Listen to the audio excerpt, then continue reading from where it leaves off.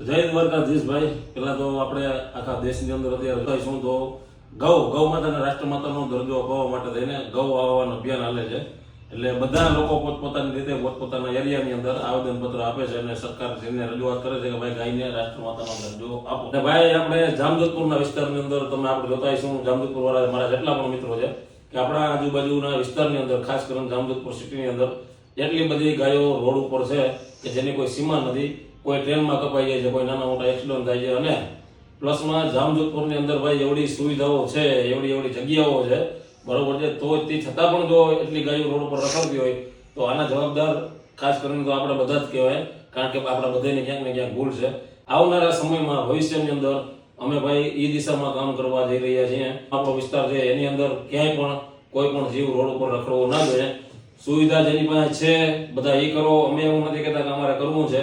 આની પહેલા બી એક મારા વિડીયોની અંદર કીધું હતું કે ગાયો માટે કંઈક કરો, ખાસ કરીને જામજોધપુરની અંદર.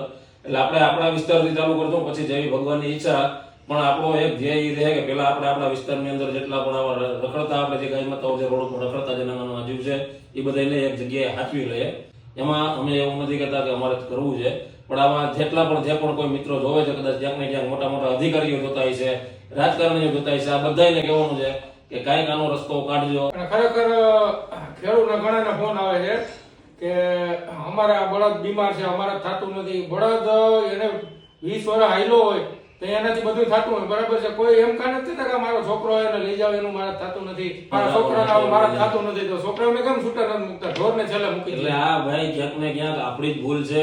અને હજી હું એકવાર પાછો કહી દઈશ કે જામજોધપુરની અંદર આવનારા સમયની અંદર એ દિશામાં કામ ચાલુ છે. મેં પાછળના વિડીયોની અંદર કીધું હું, પણ કોઈ સિરિયસ નહીં લીધું હોય કે લે એનાથી અમને કંઈ ફેર નથી પડતો.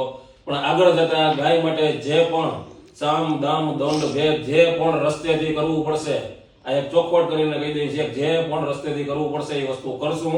અત્યારે બધા મિત્રોને ખાસ કરીને એટલું જ કહેવા આવ્યા છીએ કે રોડ ઉપર કોઈ પણ આપણી પાસે ગાય છે, આપણી પાસે બળદ છે, તો જ્યાં સુધી આપણે દૂધ દઈએ ત્યાં સુધી આપણે મજા આવે છે. અને જ્યાં એનું કંઈ કામ નથી એટલે પછી આપણે એને મૂકી દઈએ છીએ, છૂટા કરી દઈએ છીએ. આવી વસ્તુ ના કરો અને એને હાચવો. ઘણા બધા કેસ એવા આવ્યા છે, ખેડૂતના પગમાં કુવાડા મારેલા છે, એસિડ નાખેલું છે. ખરેખર એ માણસ નથી, એક રાક્ષસ કહેવાય. જો એ હાથમાં એકવાર આવી જાય ને એનું કામ ઉતરી જાય. બધાને જેને જે આ કામ કરે એ એકવાર હાથમાં આવી ગયો અને એ ધ્યાન રાખજો, પછી બીજી વાર આ કામ કરવા લાયક રહે નહીં.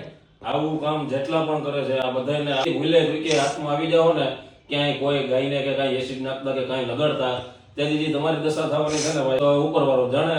જય દ્વારકાધીશ બધા. જય દ્વારકા.